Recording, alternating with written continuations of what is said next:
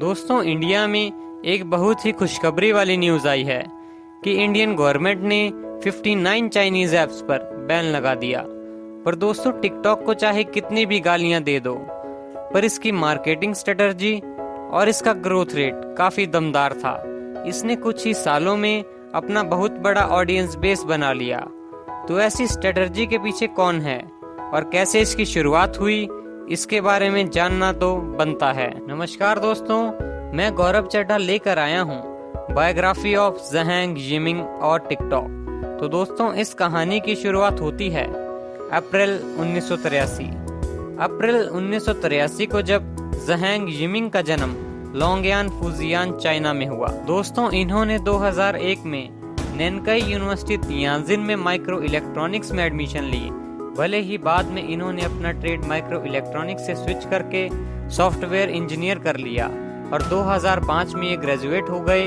इनकी वाइफ की मुलाकात भी इनसे इसी यूनिवर्सिटी में हुई थी और फरवरी 2006 में ज़हैंग एक वेबसाइट कुंगसून के 5th एम्प्लॉय बने और पहले इंजीनियर बने और 1 साल बाद टेक्निकल डायरेक्टर के लिए प्रमोट हो गए।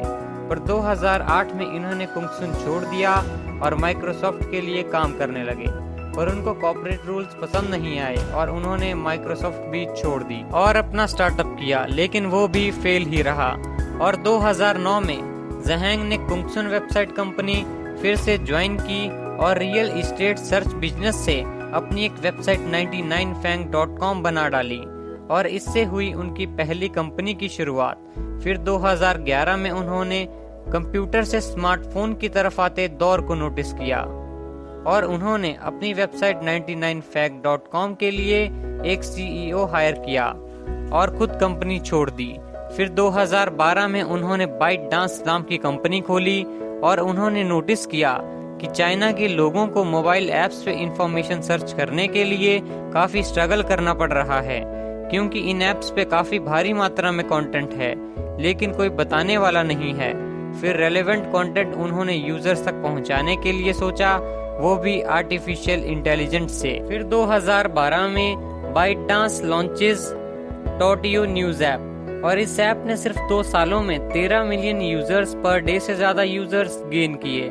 फिर 2013 से 2014 में उन्होंने एक ऐप बनाने का सोचा जिसमें लोग 5-10 मिनट का एजुकेशनल कंटेंट अपलोड करेंगे, लेकिन ये आइडिया भी फेल ही रहा। इतने कम टाइम में प्रॉपर एजुकेशन दे पाना पॉसिबल नहीं हो पा रहा था।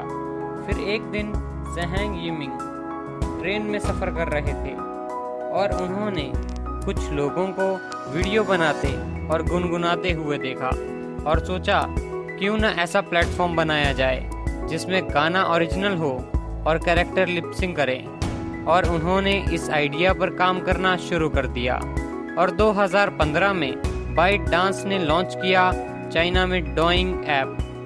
फिर इस ऐप की पॉपुलैरिटी को देखते हुए इस ऐप को पूरी दुनिया में टिकटॉक के नाम से लॉन्च किया और फिर टिकटॉक ने अपनी इकलौते कंपटीशन म्यूजिकली को खरीद लिया और फिर टिकटॉक ही था इंडस्ट्री में राज करने वाला।